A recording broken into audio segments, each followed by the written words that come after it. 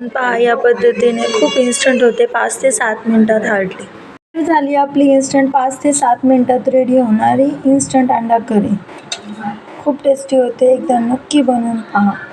आज आपण बनवणार आहोत अगदी साध्या सोप्या पद्धतीने इन्स्टंट होणारी अशी अंडा करी. जास्त तामझाम न करता.